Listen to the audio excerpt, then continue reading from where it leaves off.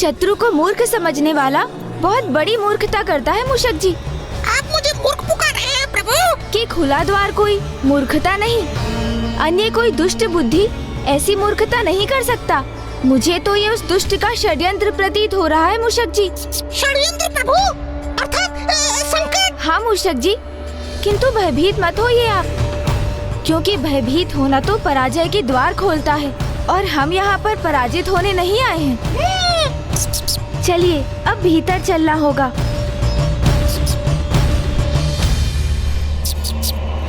अब तुम्हारी रक्षा करने कोई भी आए, चाहे देवी आदि शक्ति या फिर उनकी अर्ध शक्ति, जो भी यहाँ आएगा प्रवेश करने के उपरांत लौट नहीं सकेगा।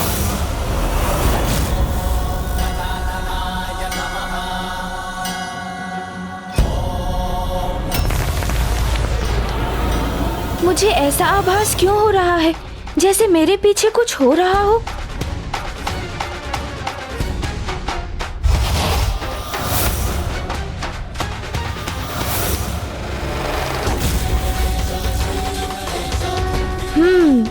कदाचित ये मेरा भ्रम ही होगा।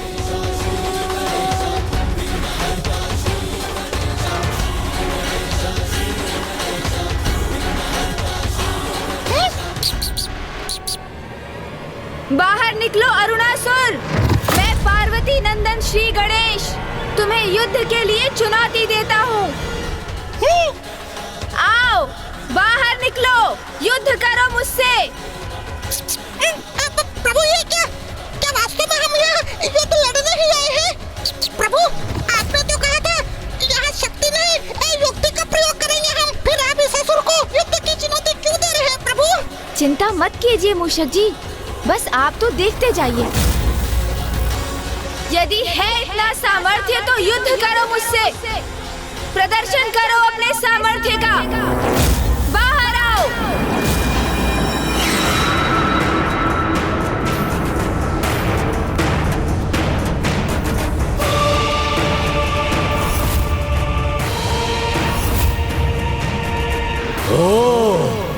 तो देवी स्वयं नहीं आई यहाँ, उसने अपने पुत्र को भेजा है। कोई बात नहीं, शीघ्र तुम्हारे साथ वो भी मेरा बंदी बनेगा। तब तो देवी स्वयं आने में विवश हो जाएगी ना।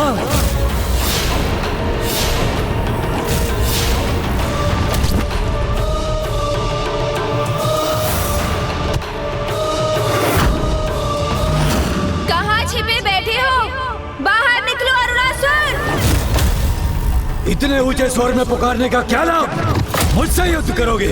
इतना विश्वास है अपने सामर्थ्य पर तो स्वयं ये भीतर क्यों नहीं आ जाते? तो फिर तनिक प्रतीक्षा करो असुर, पार्वती नंदन गणेश स्वयं आ रहा है। ज्ञान ब्रह्म प्रकाशकः। मैं भी तो देखूं कौन है ये गणेश जिसने मुझे चुनौती देने का साहस किया। मोहासुरस्य शत्रुर्वै आहुवाहनगः स्मृतः। ओम गजानन। यदि तुम विशाल हो तो मैं अति विशाल हूँ।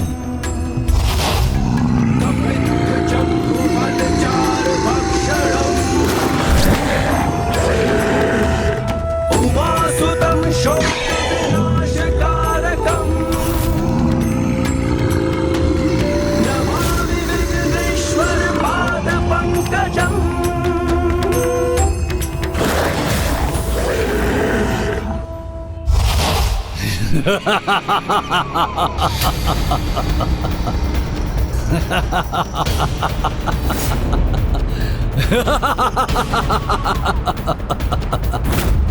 क्या सोचा था और क्या निकला? कहाँ मैंने महायोद्धा की कल्पना की थी और ये गजमुख बालक आ गया मेरे समक्ष। ये तो वही कहावत सिद्ध हो गई, खोदा पहाड़ और निकला चूहा। चूहा नहीं, मूषक। अर्थात मूषक जी का आगमन तो अभी शेष है। हाँ, वो तो मेरे वाहन है। प्रभु, मैं आ गया प्रभु।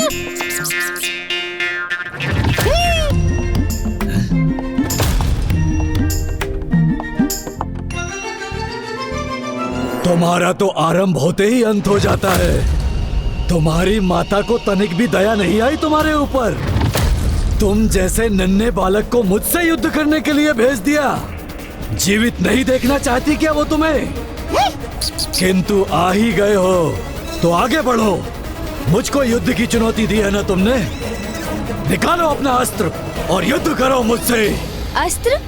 किंतु मैं तो कोई अस्त्र लेकर ही नहीं आया। तो फिर मुझसे युद्ध कैसे करोगे?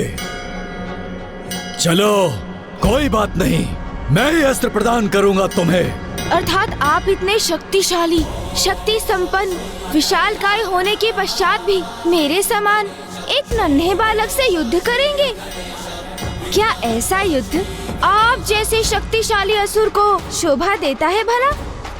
स्वयं युद्ध के लिए ललकारते भी हो और स्वयं पीछे हटने का उपाय भी सोचते हो।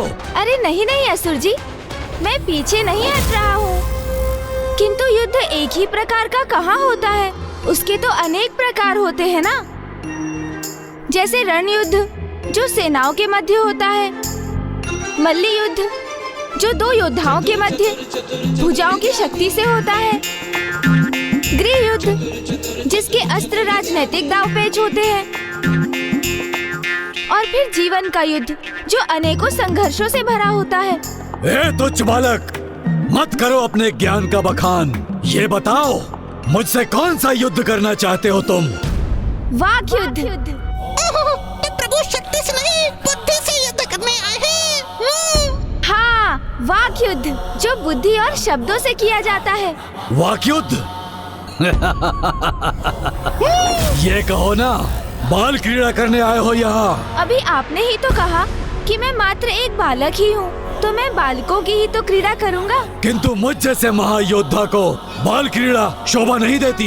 ये क्रीड़ा नहीं करूँगा मैं। क्या महासुर जी आपको ये भय है कि वाक्य युद्ध में आप एक बालक से पराजित हो जाएंगे? कहीं ऐसा तो नहीं कि आप अल्प बुद्धि होने के साथ शब्दों के ज्ञान से भी वंचित हैं? मुझे अपनी कुशाग्र बुद्धि पर पूर्ण विश्वास है बालक। तो फिर वाक्य युद्ध से पीछे क्यों हट रहे हैं आप? आइए करते हैं ना वाक क्रीड़ा।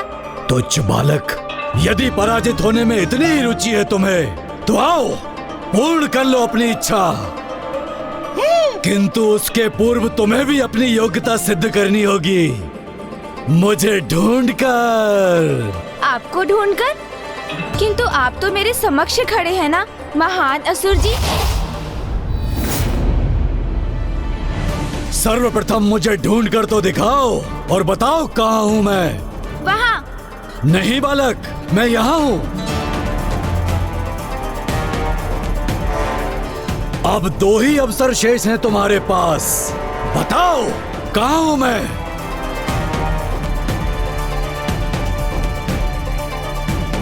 वहाँ। वहाँ नहीं, यहाँ हूँ मैं गजमुख बालक। चलो अब तुम्हारा ये अंतिम अवसर है, बताओ कहाँ हूँ मैं।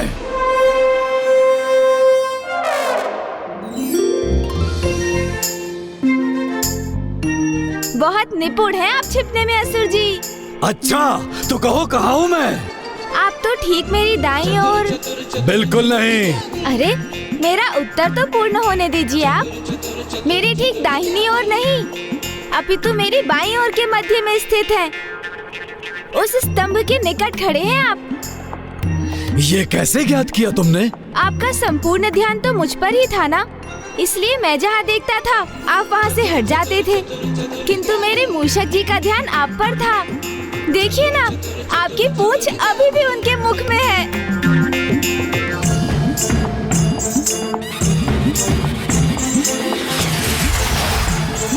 चतुर गणेशा। कदाचित आप भूल गए महान असुर जी कि मूषक सूंघकर किसी भी वस्तु को ढूंढ निकालने में बहुत निपुण होते हैं। मूषक की सहायता लेने का लाभ तो हुआ है तुम्हें, किंतु मैं अब तुम्हें तुम्हारी क्रीड़ा में पराजित करूंगा, और वो भी तुम्हारे तुच्छ देवताओं के समक्ष।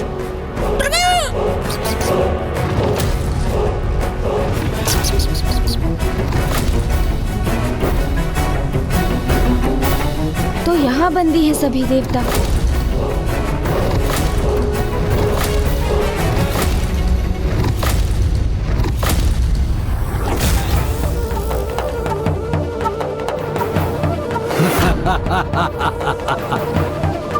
मुझे ज्ञात नहीं गणेश जी यहाँ क्यों पधारे हैं।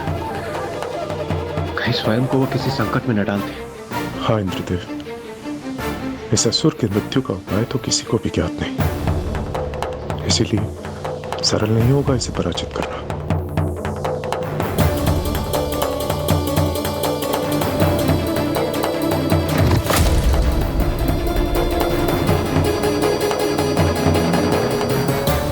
मेरी राजसभा में मेरे अतिरिक्त किसी के लिए कोई आसन नहीं। आप चिंता मत कीजिए असुर जी, मैं अपना आसन अपने साथ लेकर चलता हूँ। कहाँ है इस तुच्छ बालक का आसन? मूषक जी। प्रभु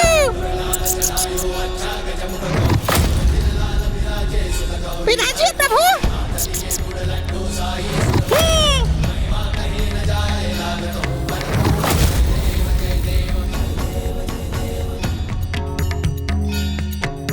तुम्हारे साथ तो वाकयुद्ध बड़ा ही रोचक होगा, परंतु क्रीड़ा में आनंद तभी आएगा जब उसमें कुछ दांव पर लगा हो। किंतु यदि तुम्हारी पराजय हुई तो संपूर्ण जीवन मेरा वाहन बनकर तुम्हें रहना होगा, क्योंकि सुना है गज पर आरूढ़ होने पर तो बहुत ही आनंद आता है।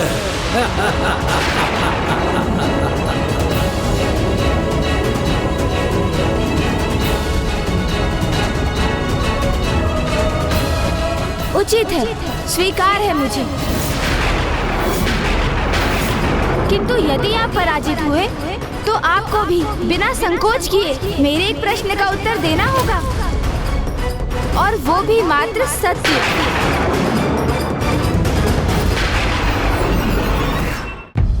अरे अरे, आप तो पुनः संशय में चले गए। इतना विचलित मत होइए महान असुर जी, मैं आपसे अधिक कठिन प्रश्न नहीं पूछूंगा। मुझे स्वीकार है। गणेश जी स्वयं को संकट में क्यों डाल रहे हैं? प्रतीत होता है कि वो किसी योजना के साथ ही यहाँ आए हैं। तो महान असुर जी, क्रीड़ा आरंभ करने के पूर्व हमें उसके नियम स्थापित करने होंगे। हम एक साथ एक दूसरे से 3-3 प्रश्न पूछेंगे, जिनका उत्तर हमें मात्र 3 क्षणों में ही देना होगा, और जो उत्तर नहीं दे सकेगा वो पराजय स्वीकार करेगा। उचित है, किंतु मेरा भी एक नियम है, प्रश्न रोचक होने चाहिए। तो ये प्रश्न किस विषय पर होंगे, उसका चुनाव आप ही क्यों नहीं कर लेते असुर जी? हाँ? क्रीड़ा तुम्हारी है तो तुम ही विचार करो, मैं क्यों व्यर्थ में अपनी बुद्धि को कष्ट दूं? तो अब मुझे इसके समक्ष एक ऐसा विषय रखना होगा जिससे कि मैं युक्ति लगाकर इससे उस प्रश्न का उत्तर प्राप्त कर सकूं जो मुझे ज्ञात करना है। तो ठीक है, ज्ञान शास्त्र। अरे ज्ञान का नाम सुनते ही मुझे निद्रा का आभास होता है। फिर दर्शन शास्त्र। मेरा तो इतना ही दर्शन शास्त्र है कि मैं ही दर्शन हूँ और मैं ही शास्त्र हूँ, शेष सभी तुच्छ है। इसमें तो कोई प्रश्न ही नहीं उठता। बल। ये कैसा विषय है, जो मेरे मुख से निकल गया वही न्याय है। तो ठीक है, फिर राजनीति। बल पूर्वक राज करना ही मेरी नीति है। जो मेरे सम्मुख खड़ा होता है उसे बल पूर्वक नष्ट करना ही मेरी राजनीति है। नहीं नहीं, इसमें भी कोई प्रश्न उत्तर का स्थान नहीं। प्रतीत होता है असुरों को तो एक ही शब्द भाता है, बल। हाँ, ये रुचिकर हो सकता है, क्योंकि वैसे भी शीघ्र ही सर्वस्त्र मेरे ही बल की चर्चा होगी।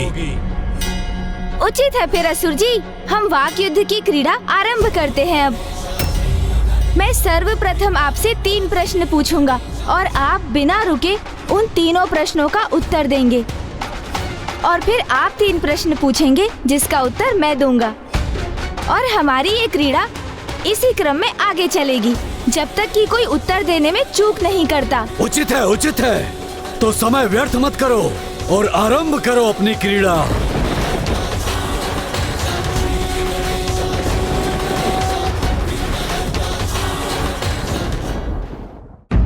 बल का वास्तविक अर्थ क्या है? शासक के समक्ष शेष सभी तुच्छ होते हैं। सबसे महत्वपूर्ण बल क्या होता है? बाहुबल, जिससे संसार को अपने समक्ष झुकाया जा सके। जो सभी प्रकार के बल से परिपूर्ण है, उसे और क्या चाहिए?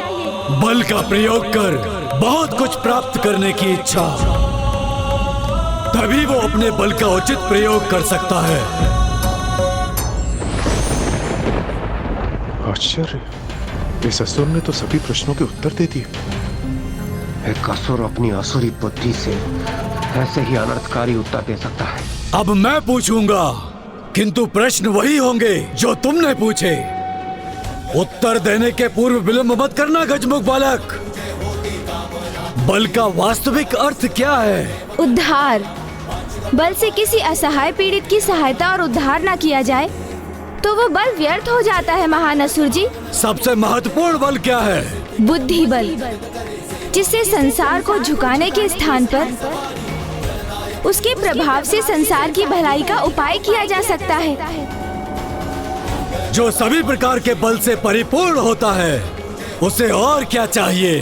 संतुष्टि, क्योंकि बलशाली होने पर भी असंतुष्ट रहने वालों का बल अंततः उन्हीं को क्षति पहुंचाता है। ये हैं इन प्रश्नों के उचित उत्तर।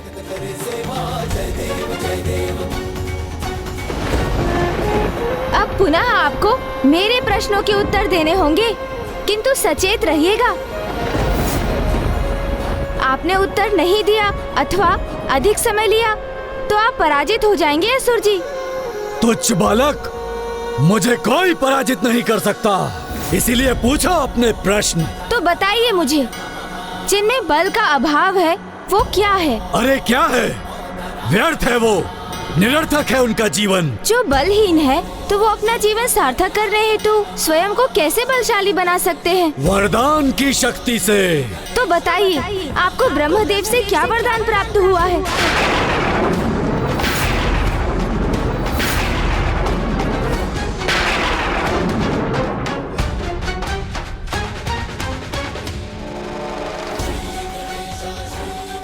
तो अब मैं समझा, ये वाक युद्ध प्रथम पूज्य गणेश जी की एक युक्ति है। इस दुष्ट को उसके मुख से उसके ही वरदान अर्थात उसके वध का रहस्य ज्ञात करना चाहते हैं प्रथम पूज्य गणेश जी। अद्भुत है प्रथम पूज्य गणेश जी की बुद्धि। यदि यह दुष्ट उनके इस प्रश्न का उत्तर देता है तो स्वयं अपने ही मुख से अपने वध के रहस्य को उजागर करता है, और यदि प्रश्न का उत्तर नहीं देता है तो वह इस वाक युद्ध में पराजित होकर गणेश जी के एक प्रश्न का उत्तर देने के लिए बाध्य होगा।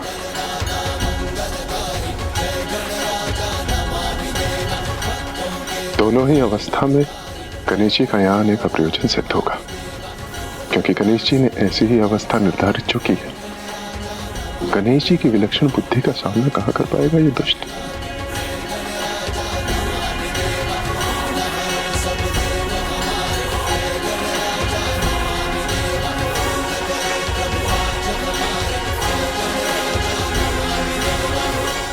यदि कार्य सुई से हो तो वहाँ तलवार उठाना व्यर्थ है। उसी प्रकार जहाँ कोई कार्य बुद्धि से बनने की संभावना हो, वहाँ बल का प्रयोग कदापि नहीं करना चाहिए।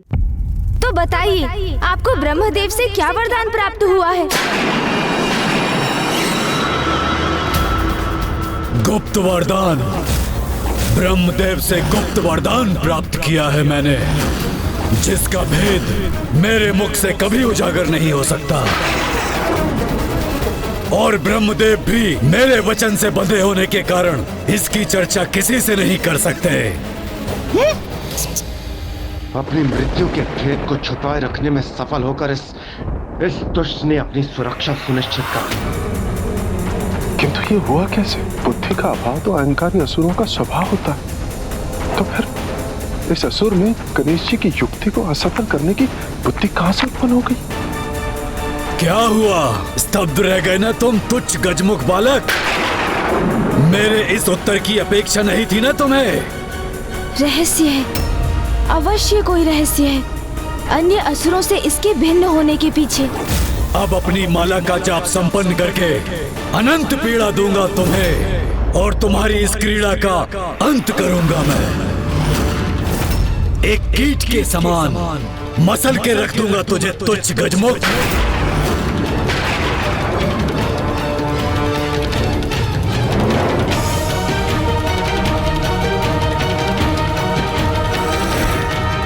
ओम भूर्भुवः स्वः तत्सवितुर्वरेण्यं भर्गो देवस्य धीमहि धियो यो न प्रचोदयात्।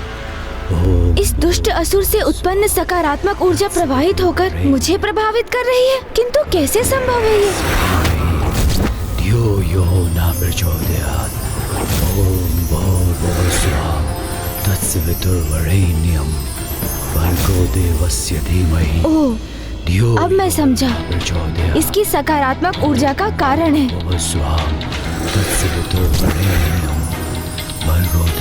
अर्थात ये अवश्य किसी वैदिक मंत्र का जाप कर रहा है।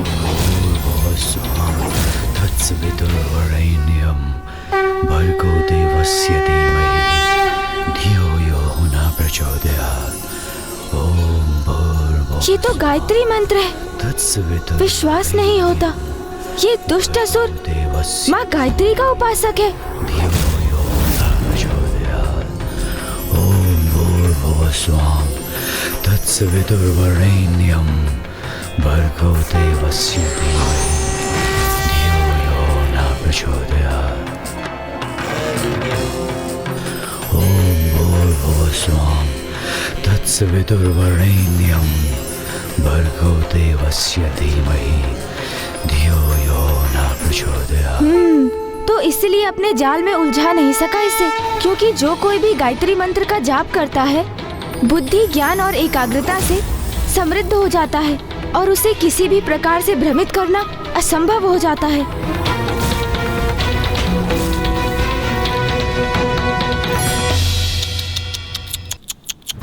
व्यर्थ हो गई न तुम्हारी योजना तुच्छ गजमुख। क्या सोचा था तुमने? तुम्हारे जैसे तुच्छ लघुकाय बालक के बिछाए जाल में फंस जाऊंगा मैं?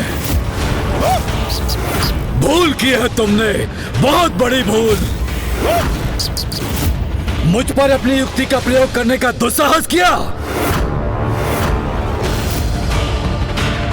ये गणेश जी ने स्वयं को किस संकट में डाल दिया। इस दुष्ट असुर से तो युद्ध का भी कोई लाभ नहीं, क्योंकि इसके अंत का रहस्य अभी तक किसी को ज्ञात नहीं। कैसी विडंबना है ये। एक और उधर दुर्गमासुर तामसिक माता को विवश कर रहा है।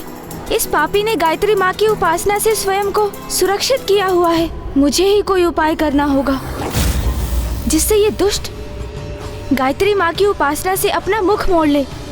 अन्यथा इसके वरदान का रहस्य यदि ज्ञात भी हो गया तो भी इसका वध करना अत्यंत कठिन हो जाएगा। ब्रह्मांड के सर्वाधिक शक्तिशाली, सर्वाधिक विराट असुर को संसार के सबसे छोटे तुच्छ गजमुख बालक ने मूर्ख बनाने का प्रयास किया। मैं इस दुस्साहस का भयंकर दंड दूंगा तुम्हें।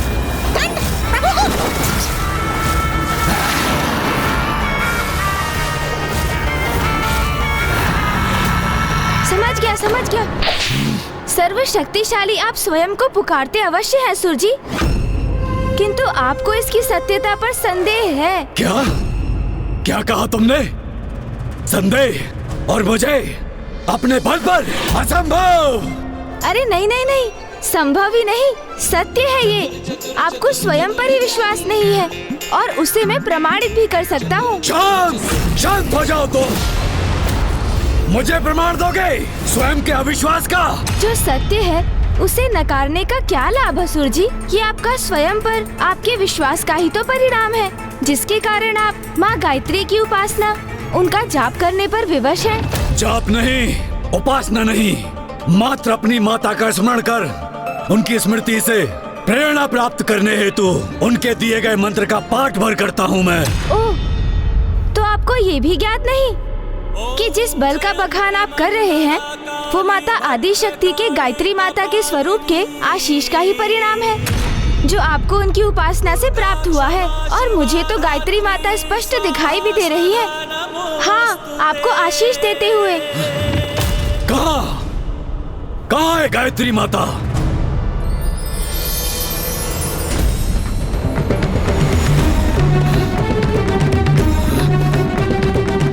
यहाँ तो कोई नहीं है गजमुख बालक। मुझे पुनः मूर्ख बनाने का प्रयास कर रहे हो तुम।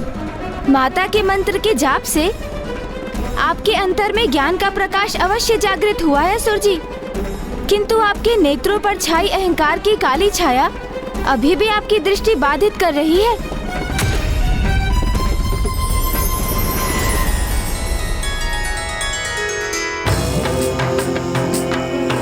ओम भूर्भुवः स्वः तत्सवितुर्वरेण्यम्।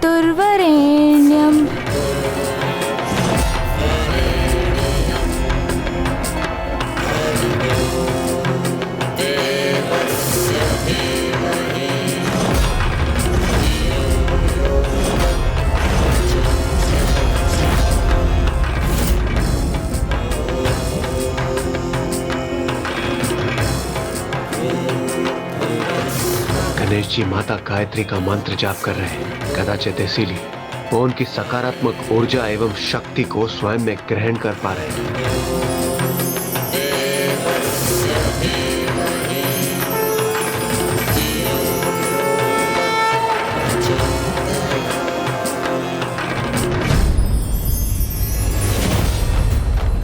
इसी मंत्र का जाप करते हैं ना आप असुर जी? वैदिक मंत्रों में सर्वोच्च है जिसका स्थान, सर्वाधिक है जिसकी महिमा, और जब भी आप इसका पाठ करते हैं तो आप ज्ञान के प्रकाश को पाने के सन्मार्ग पर चलने की प्रार्थना करते हैं। ये कैसा दोहरा आचरण है आपका असुर जी? जिन माता आदि शक्ति का विरोध कर उनसे युद्ध करने की आप इच्छा प्रकट कर रहे हैं, उन्हीं की पूजा कर उनसे बल प्राप्त करते हैं। भले ही दंभवश उनकी शक्ति की सत्ता को तो आप स्वीकार नहीं करते, किंतु अवश्य ही भीतर उनको स्वयं से श्रेष्ठ मानकर उनकी पूजा भी करते हैं आप। कैसा परिहास है ये तुम्हारा बालक?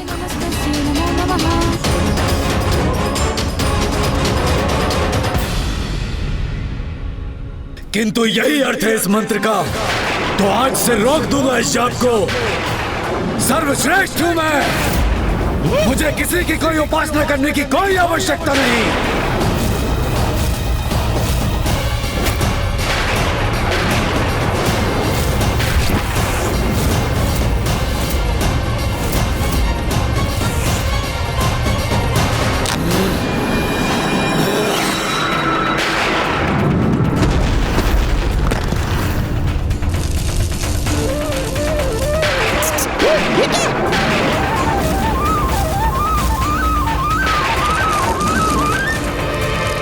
सत्य है, विनाश काले विपरीत बुद्धि। यह भी ज्ञात नहीं इस मूर्ख असुर को कि मंत्र के जाप से प्राप्त संपूर्ण शक्ति भक्त की जाप माला में ही संचित होती है।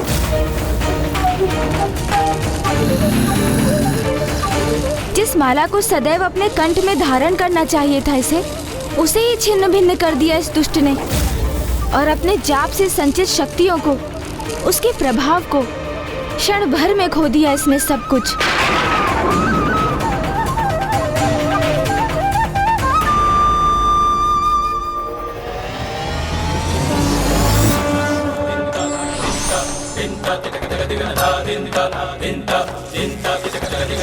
अब तक जो भी सकारात्मक ऊर्जा एवं शक्ति इसे प्राप्त थी, वो मंत्र जाप की माला तोड़कर खो दी इसने। इतना तुच्छ और लघु होकर भी मेरे बल पर संदेह करने का दुस्साहस कर रहे हो तुम? अब तुम्हें अपना आहार बनाकर अपने सर्वशक्तिशाली होने का प्रमाण दूंगा तुम्हें, और ये निरीह अशक्त देवता मुझे तुम्हारा आखेट कर देखकर विलक कर रह जाने के लिए विवश होंगे।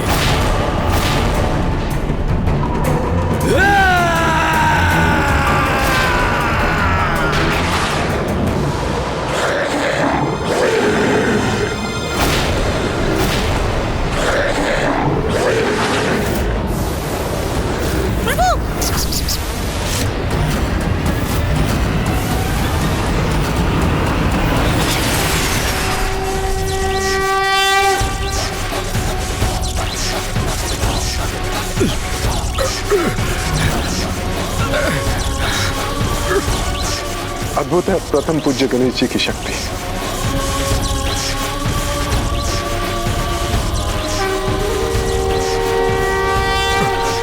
छोड़ दो मुझे गजमुख, छोड़ो मुझे। लो छोड़ दिया।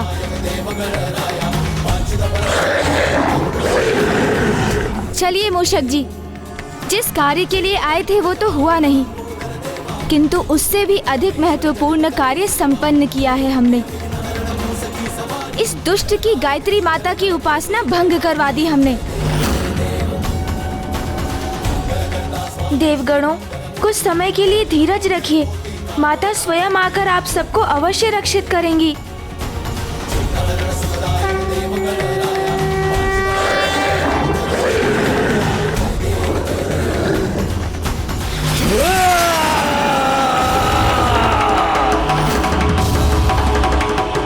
प्रस्थान कहाँ कर रहे हो गजमुख बालक? अभी ये क्रीड़ा शेष है, क्योंकि एक मच्छर अगर सिंह को डंक मारने में सफल हो जाए तो वो सिर नहीं हो जाता। मैंने तुम्हें कम आंकने की भूल अवश्य की थी, किंतु तुम्हें अरुणासुर की वास्तविक शक्ति का परिचय अब ज्ञात होगा।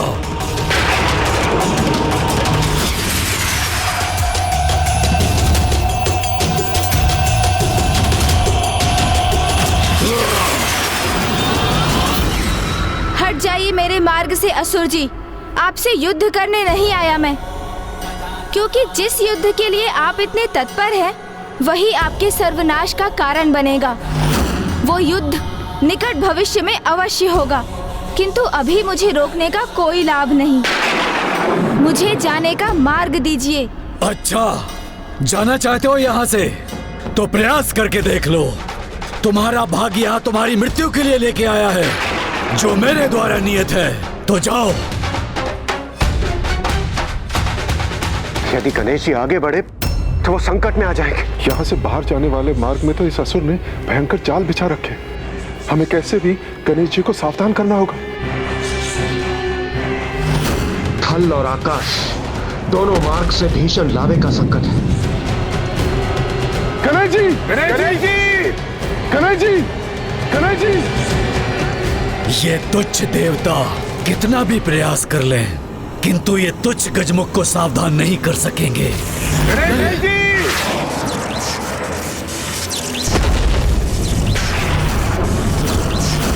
ये मूर्ख असुर कर क्या रहा है? अरे ये तो हमारे ही स्वर को बाधित करने का प्रयास कर रहा है। यहाँ से लौटने के पूर्व यदि मैं देवताओं को मुक्त करा सकता तो और अच्छा होता, किंतु यदि माँ ने मुझे इसका आदेश नहीं दिया था तो इसका यही अर्थ है कि ये शुभ कार्य उनके द्वारा ही होगा। वो स्वयं इस दुष्ट का वध कर देवताओं को मुक्त कराएंगी। इस प्रकार नहीं तो उस प्रकार ही सही, किंतु अंत तो तुम्हारा आज ही होकर रहेगा तुच्छ गजमुख। आकार ही कितना है तुम्हारा, इसलिए तुम अपनी मृत्यु के लिए उबलते लावा का चुनावरण करो अथवा धधकती अग्नि का। दोनों ही क्षण भर में तुम्हारा अस्तित्व मिटा देंगे।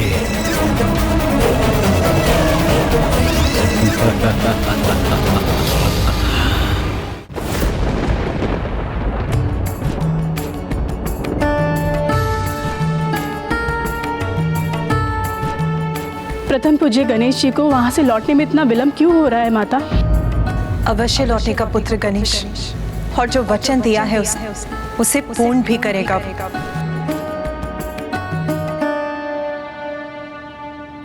माँ को गणेश पर पूर्ण विश्वास है, किंतु मैं अपनी चिंता कैसे शांत करूं?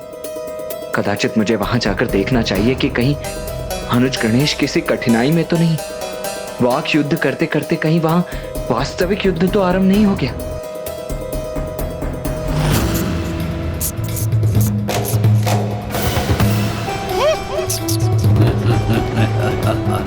अब कुछ ही पल शेष हैं इस तुच्छ गजमुख के जीवन के।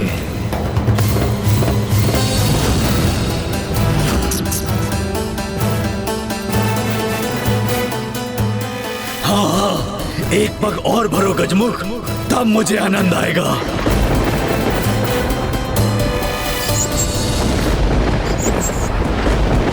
रुक जाइए मूषक जी।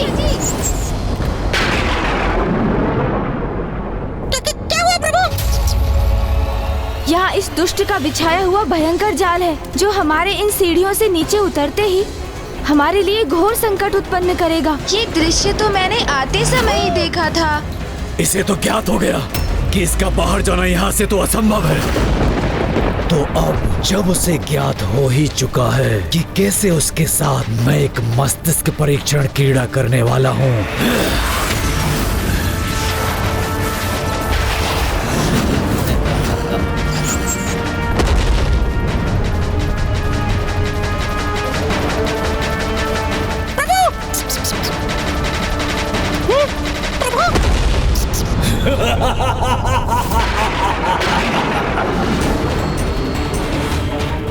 अब तुम्हारे समक्ष दो ही मार्ग हैं। प्रथम, मुझसे युद्ध कर अपनी मृत्यु स्वीकार करो, अथवा यहाँ से जाने की चेष्टा करो। किंतु स्मरण रखना, यदि तुमने थल मार्ग से जाने का प्रयास किया तो उबलता हुआ लावा तुम्हें पिघला देगा, और आकाश मार्ग से जाने का प्रयास किया तो धधकती हुई ज्वाला से झुलसकर नष्ट हो जाओगे तुम।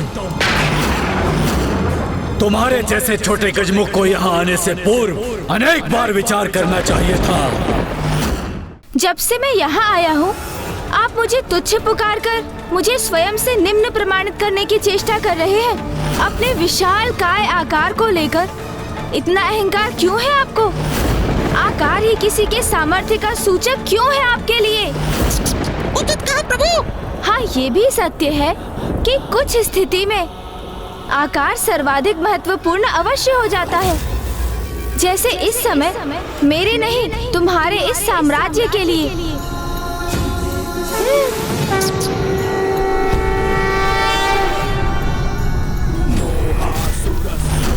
अरे ये तुच्छ छोटा सा गजमुख बालक इतना विशाल काय कैसे हो गया? ओम गजाननं भूतागणाधिसेवितं। प्रभु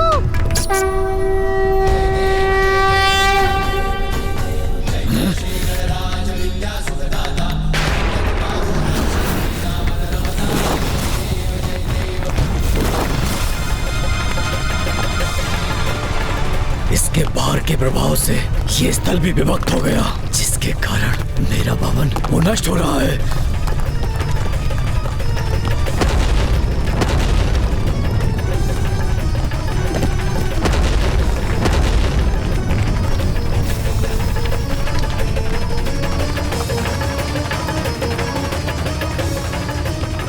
अंततः गणेश जी ने इस दुष्ट को अपनी वास्तविक शक्ति का परिचय दे ही दिया। मेरे विचार से आज हम दोनों ने एक अत्यंत महत्वपूर्ण पाठ सीखा है कि हमें अपने शत्रु को कभी कम नहीं आंकना चाहिए।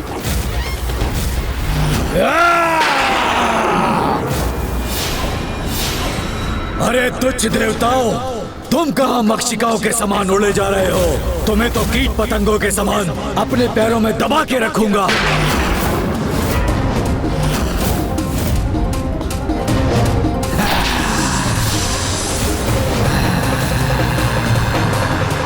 मूर्खसुर, जिनके पुत्र ने तुम्हारी ऐसी अवस्था की है, जब वो स्वयं यहाँ पधारेंगी तो तुम्हारी कैसी दुर्दशा करेगी, ये तो तुम्हें ज्ञात हो ही गया होगा।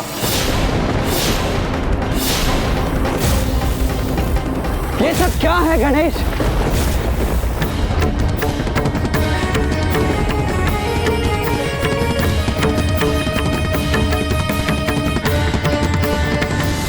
यहाँ क्या करने आए थे तुम?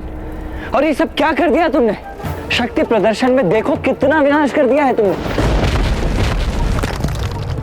और माँ को दिया हुआ वचन, जिस कार्य के लिए उन्होंने तुम्हें यहाँ भेजा था, वो पूर्ण किया ना तुमने? क्या उस असुर के वध का उपाय ज्ञात कर सके तुम? उत्तर दो गणेश। नहीं भैया, किंतु उस दुष्ट को एक उचित पाठ पढ़ाने की बहुत आवश्यकता थी। वो मेरी युक्ति में नहीं उलझा। किंतु आप चिंता ना करें, मैं वो भी अवश्य ज्ञात कर लूंगा भैया। किंतु अब उसकी मृत्यु के कारण को कैसे ज्ञात करेंगे हम, ये मेरी समझ के बाहर है गणेश। शत्रु किसी व्यवसाय में हो या फिर सगे संबंधियों के बीच, उसे छोटा अथवा निष्क्रिय समझने की भूल करना स्वयं के लिए संकट को निमंत्रण देने के समान है। मुझे खेद है भैया, मैं अरुणासुर को प्राप्त हुए उसके गुप्त वरदान के बारे में कुछ भी ज्ञात नहीं कर सका। मैं मेरी युक्ति में सफल नहीं हो सका। किंतु अब उसकी मृत्यु के कारण को कैसे ज्ञात करेंगे हम, ये मेरी समझ के बाहर है गणेश। जब ब्रह्मदेव ने उसे वो वरदान प्रदान किया तो उस समय उन दोनों के अतिरिक्त वहां और कोई नहीं था। तो उन दोनों के अतिरिक्त और किसे ज्ञात हो सकता है ये रहस्य? अब हम स्वयं तो अतीत में जाकर वो संवाद सुन नहीं सकते ना गणेश।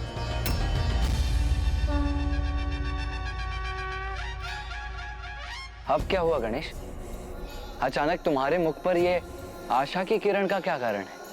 इस गुत्थी को सुलझाने का उपाय मेरे मन में कौंध गया है भैया। भैया मुझे उनका परिचय ज्ञात है, जिनकी दृष्टि से कुछ भी नहीं छिपा है। मैं कुछ समझा नहीं गणेश, कौन है वो? समय अर्थात काल।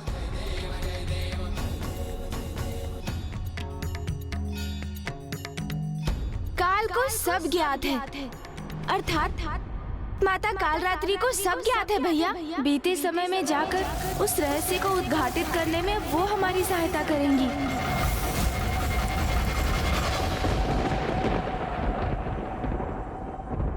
देखा मेरा प्रभाव गणेश, मेरा आगमन होते ही तुम्हें इतनी जटिल समस्या का समाधान भी प्राप्त हो गया। किंतु इस जटिल समस्या का समाधान तो मेरी बुद्धि में ही उत्पन्न हुआ ना। हाँ, किंतु है तो ये मेरा ही प्रभाव ना। देखा देखा आपने मूषक जी, कैसे मेरी बुद्धिमानी का श्रेय भी भैया ने स्वयं अपने पर ले लिया। किंतु प्रभु, ये भी तो हो सकता है यह मुझ बुद्धिमान की उपस्थिति के कारण आपको ये विचार आया हो। ओहो मूषक जी, आप भी ना। ये तो बिल्कुल उचित कहा आपने मूषक जी। धन्यवाद कार्तिकी जी, धन्यवाद। गणेश, हास परिहास में हमारा समय व्यर्थ करना उचित नहीं है। अब समाधान तो सूझ गया है, किंतु माता काल रात्रि को समय में पीछे जाकर हमें सब बताने के लिए कैसे मनाओगे? क्योंकि दुर्गमासुर से भेंट होने के पश्चात से ही वो तो अत्यंत क्रोधित हैं। दुष्टों को समझाना नहीं, उनका संहार करना है मेरा स्वभाव। इसीलिए मुझे उसका संहार करने भेजना चाहिए था आपको। किसी भी विकट परिस्थिति को सुलझाने के लिए साम दाम दंड भेद का प्रयोग करना होता है, और मैं भी ऐसा ही करूंगा। माता के क्रोध की कटुता अपने मीठे मीठे वचनों की मिश्री से मिटा दूंगा मैं। उनका ऐसा मनोहार करूंगा मैं कि वो अवश्य मान जाएंगी भैया। किंतु गणेश, बहुत भयंकर होता है उनका क्रोध, उन्हें मनाना इतना सरल नहीं है। अरे आप देखते जाइए ना भैया, कितनी सरलता से मनाता हूँ मैं उन्हें। ऐसी प्रशंसा करूंगा उनकी मैं कि वो मुझसे प्रसन्न होकर मुझे दर्शन अवश्य देंगी। हाँ, ये तो सत्य है गणेश। जो अत्यधिक क्रोध करते हैं उनका हृदय बड़ा सरल होता है, और थोड़े से मनोहार से भी वो शांत हो जाते हैं। तो माता काल रात्रि को मनाने की तुम्हारी ये युक्ति कदाचित सर्वथा उचित है। हाँ, किंतु हम उन्हें बुलाएंगे कैसे? श्रद्धा और निष्ठा से उनका आवाहन कर।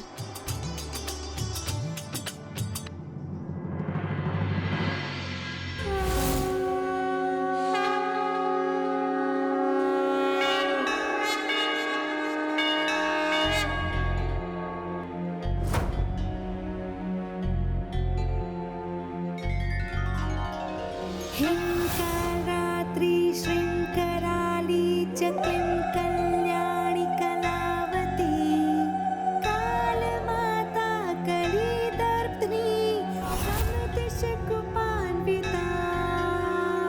कामबीज जपान्दा कमबीज स्वरूपिणी कुमतिघ्नी कुलीनर्तिनाशिनी कुलकामिनी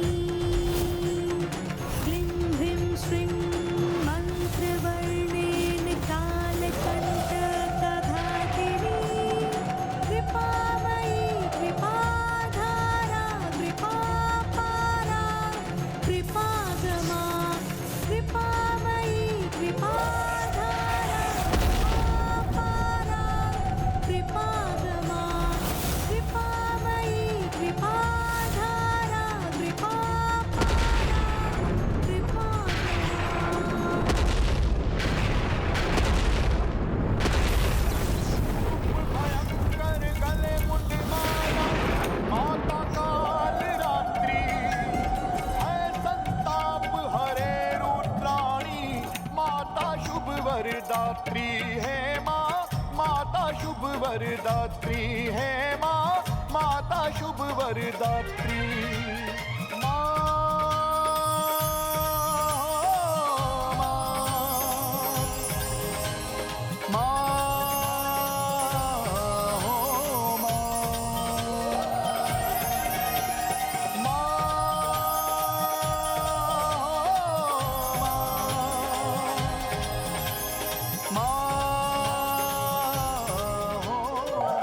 बताओ क्यों आवाहन किया मेरा?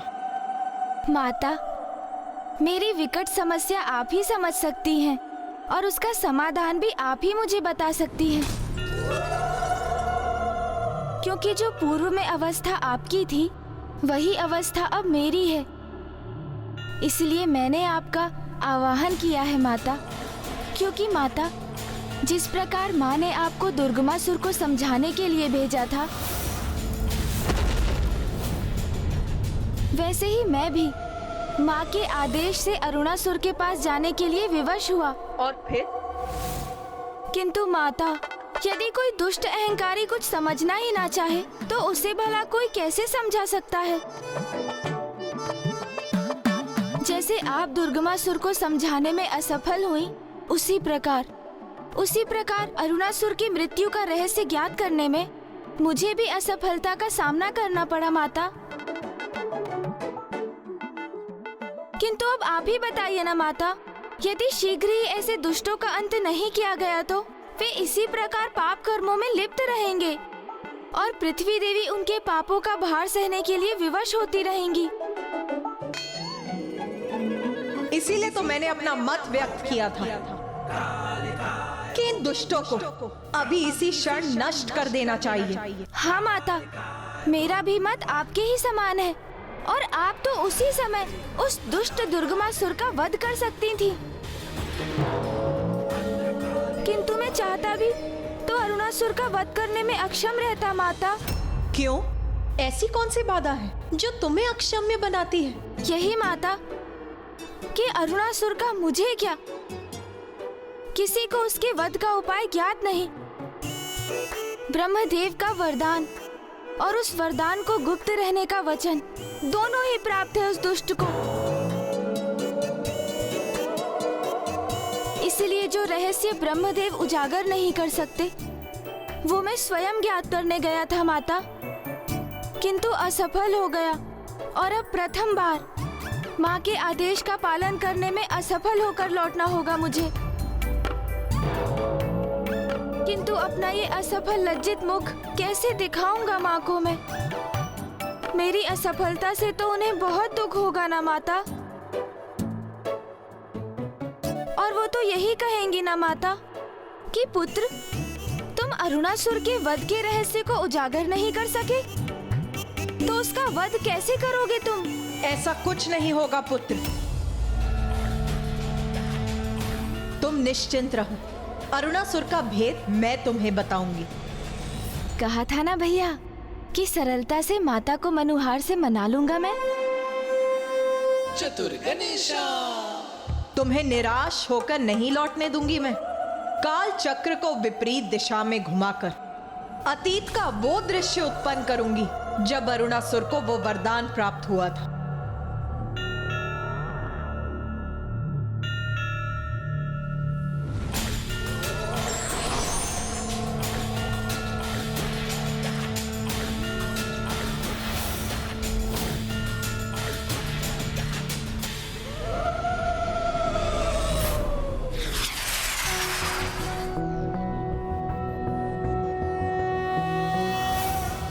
रक्ताब्धिपोतारुण पद्म संस्थानां पाशांकुशेष्वा सशरासि बाणं शूलं कपालं ददतिं कराब्जय रक्तां। भैया, मैंने कहा था ना, किसी भी समस्या को सुलझाने के लिए साम, दाम, दंड भेद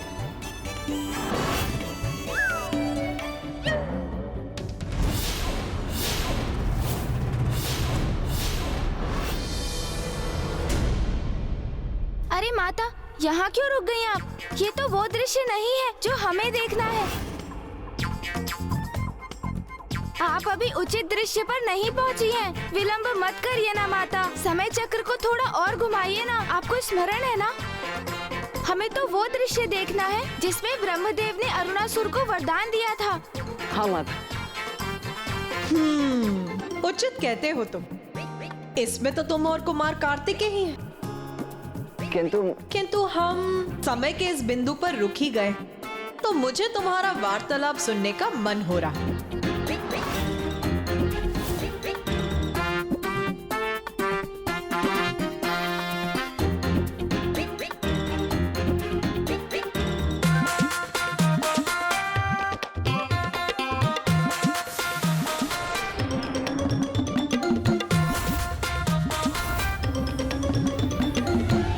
विकट परिस्थिति को सुलझाने के लिए साम दाम दंड भेद का प्रयोग करना होता है, और मैं भी ऐसा ही करूंगा।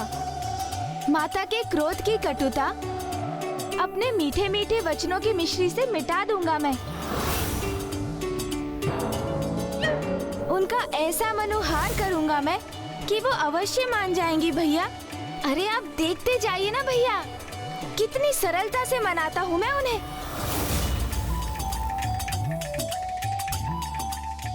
ऐसी प्रशंसा करूंगा उनकी मैं कि वो मुझसे प्रसन्न होकर मुझे दर्शन अवश्य देंगी। जो अत्यधिक क्रोध करते हैं उनका हृदय बड़ा सरल होता है। तो माता काल रात्रि को मनाने की तुम्हारी यह युक्ति कदाचित सर्वथा उचित है।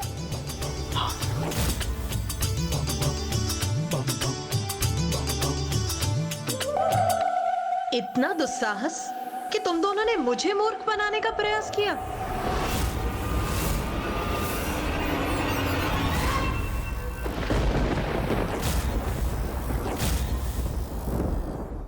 मुझे क्षमा कर दीजिए माता, मैंने तो ये शब्द बस भैया को समझाने के लिए बोले थे, और वास्तव में तो भैया ने ही मुझे ये शब्द बोलने के लिए प्रेरित किया था। नहीं माता, मैंने तो मात्र इसकी बात स्वीकार की है। ये भूल इसी की है माता, मेरी नहीं। आपका दोषी यही है।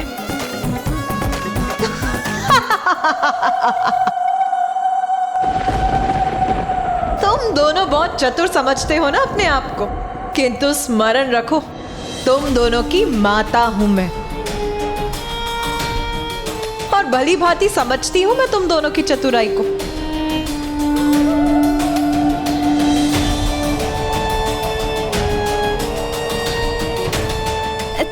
तो माता, आप मुझसे रुष्ट नहीं है, और आप हमें अतीत के उस पल में भी ले जाएंगी ना? हाँ पुत्र, क्योंकि तुमने मेरी स्तुति में जिस स्तोत्र का उच्चारण किया था, मैं उससे बहुत प्रभावित हूँ।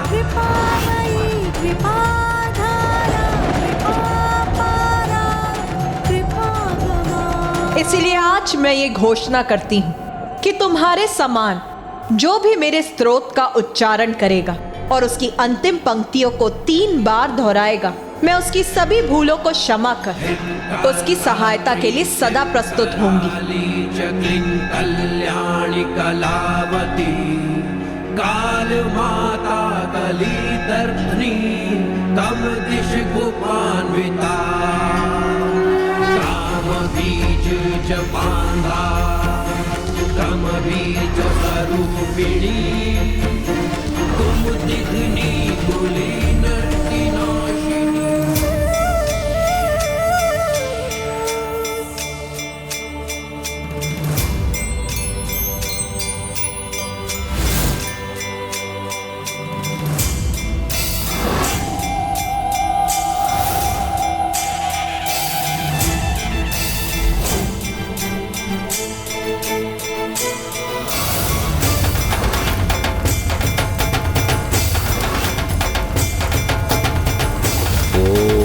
ब्रह्मदेवाय नमः।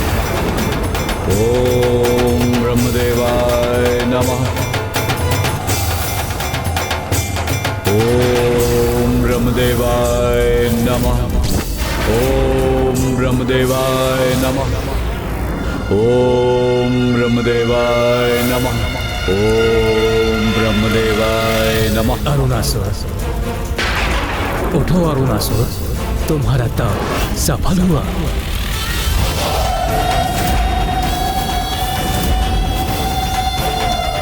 प्रणाम ब्रह्मदेव।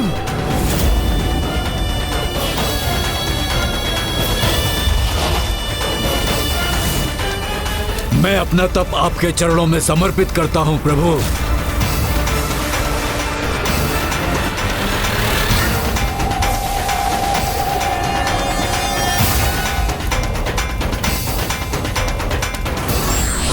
और यह भी स्पष्ट करता हूं प्रभु कि मुझे अपने तप और भक्ति के फल स्वरूप अमृत का वरदान चाहिए।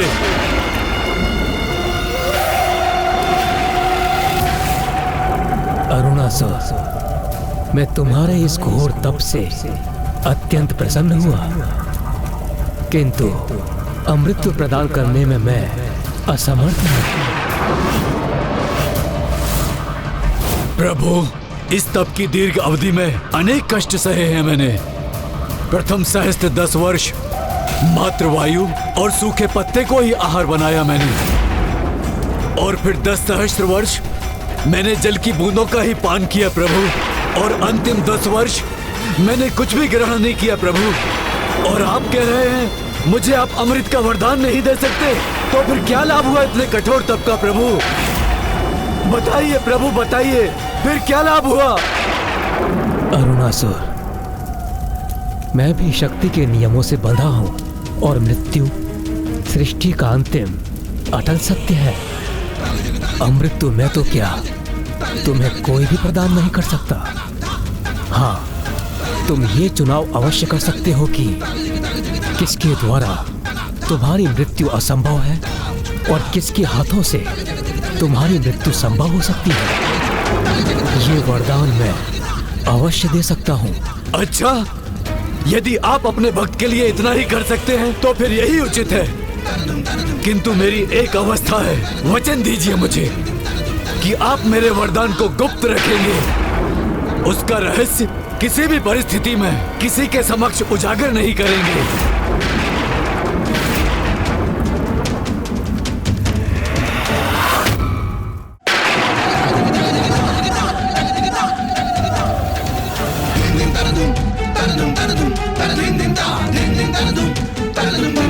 उचित है वत्स, अपने कठोर तप से तुमने अधिकार प्राप्त किया है। मैं तुम्हें वचन देता हूँ, मैं तुम्हारे वरदान के विषय में कभी भी किसी से कुछ नहीं कहूंगा। तो फिर मुझे ये वरदान देने की कृपा कीजिए प्रभु कि मेरा वध कोई देवता, असुर, स्त्री, किन्नर, पशु, यक्ष, नाग, गंधर्व द्वारा संभव न हो सके।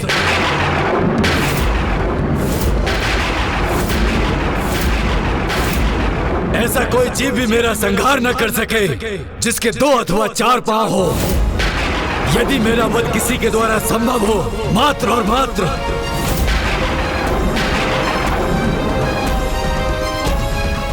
6 पांव वाली तुच्छ रानी कीट ही कर सके, जिसका स्वर ब्रह्मांड की गूंज के समान हो।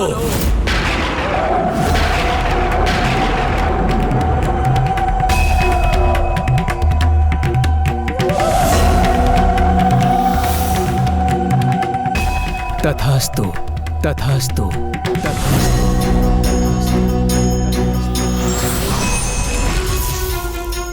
छह पांव वाली तुच्छ रानी कीट ही कर सके, जिसका स्वर ब्रह्मांड की गूंज के समान हो।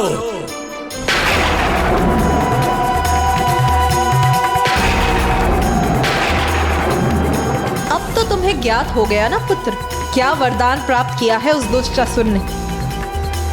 हाँ माता, उस दुष्ट ने बहुत चतुराई का प्रदर्शन किया है, क्योंकि उसे ये ज्ञात है कि वो गिरगिट होने के कारण अपनी जिह्वा से किसी भी कीट को अपना आहार बना सकता है, और उसने रानी कीट को इसीलिए चुना क्योंकि वो यदा कदा ही गतिशील होती है। किंतु ऐसा कौन सा कीट है जिसके 6 पांव होते हैं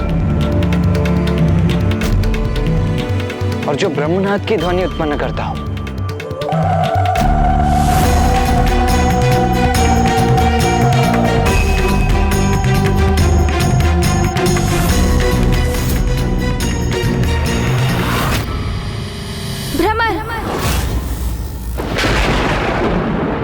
भ्रमर है वो कीट। तो वो दुष्ट ने एक रानी भ्रमरी के द्वारा अपनी मृत्यु का वरदान प्राप्त किया है। किंतु एक नन्ही सी भ्रमरी एक विशालकाय असुर का अंत कैसे कर सकती है? और वो भी एक ऐसे असुर को एक भ्रमरी कोई क्षति कैसे पहुंचा सकती है जो भांति भांति के कीटों को अपना आहार बनाकर ही अपना उदर भरता हो, जो अपनी जीभा मात्र से ही किसी भी कीट का अंत कर देता हो।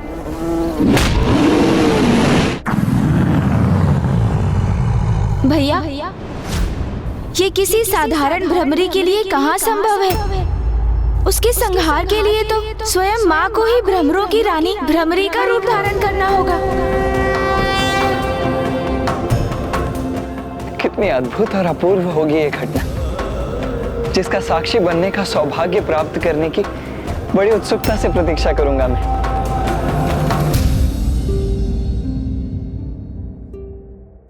क्या हुआ पुत्र गणेश? अब तो तुम्हें उस दुष्ट के वध करने का उपाय ज्ञात हो गया है। अब क्यों चिंतित हो तुम? माता, मैं यही सोचकर चिंतित हूँ कि संपूर्ण सृष्टि जिनकी पूजा करती है, समस्त देवियाँ जिनकी सेवा कर स्वयं को धन्य समझ रही थी, स्वयं त्रिदेव जिनकी आरती कर रहे थे, वो जो स्वयं संपूर्ण सृष्टि की सर्वे सर्वा है, जिनके कारण ये अंतरिक्ष और ग्रह है, और जो सभी लोगों के उत्पत्ति के कारण भी है, उन देवी माता आदि शक्ति से एक छोटी सी प्राणी एक लघु भ्रमरी का रूप धारण करने के लिए कैसे अनुरोध करेंगे?